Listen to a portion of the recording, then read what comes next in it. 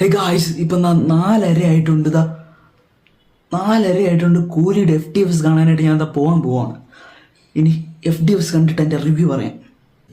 വെളിയിറങ്ങി വണ്ടി സ്റ്റാർട്ട് ചെയ്തപ്പോൾ വണ്ടി സ്റ്റാർട്ട് ആവുന്നില്ല. കിക്കർ അടിച്ച് നോക്കിയിട്ടും വർക്കാവുന്നില്ല. ഈ വണ്ടി വെളിയിറക്കിയ സമയം കൊണ്ട് വീട്ടിലെ പട്ടി വെളിയിൽ ചാടി, ഗേറ്റിന്റെ വെളിയിൽ ചാടി. അതാണെങ്കിൽ വെളിയിറങ്ങിയ സന്തോഷത്തിൽ ഒരൊറ്റ ഓട്ടം. പിന്നെ അതിനകത്ത് കയറ്റാൻ കുറച്ച് പാട് വിട്ട്. എന്നിട്ട് അടുത്ത വണ്ടി എടുത്ത് അത് സ്റ്റാർട്ടായി.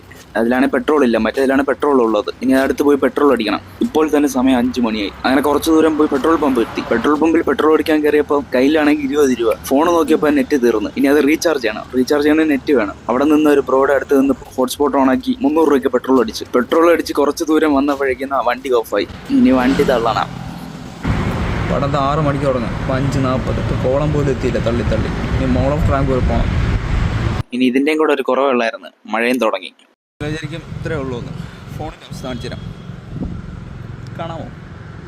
ഇതാണ് എൻ്റെ ഫോണിൻ്റെ അവസ്ഥ. കൂലി FTFs 6 മണിയായിരിക്കുകയാണ്. സമയം കാണിച്ചത്. സമയം നോക്കാൻ വാച്ച് എടുത്തപ്പോൾ വാച്ച് പഠിച്ചു പോയി. വലിയ സമയം കാണിച്ചു. കറക്റ്റ് 6 മണിയായി. കൂട്ടുകാരെ വിളിച്ചിട്ട് പറഞ്ഞു പണം തുടങ്ങിയത്.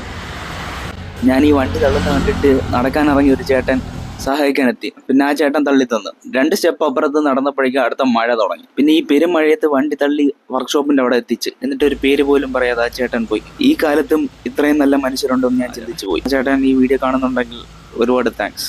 ഓപ്പോസിറ്റ് ഉള്ള ഒരു കടയിൽ നിന്ന് ഒരു കോഫിയും കുടിച്ചു. അടുത്ത് നിന്നൊരു ചേട്ടൻ്റെ ഹോട്ട്സ്പോട്ടും വാങ്ങിച്ച് 29 രൂപയ്ക്ക് റീചാർജ് ചെയ്തു. എന്നിട്ട് അടുത്ത ബസ് കയറി സൈഡ് സീറ്റ് പിടിച്ച് ഹെഡ്സെറ്റ് എടുത്ത് പാട്ട് കേട്ട് തുടങ്ങി. ഇതിൽ നല്ല മഴ. ആന്തസ്.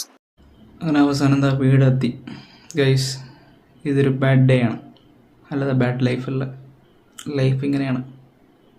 പ്രശ്നം വരും, പോവും. നമ്മൾ മൂവ് ഓൺ ചെയ്യണം.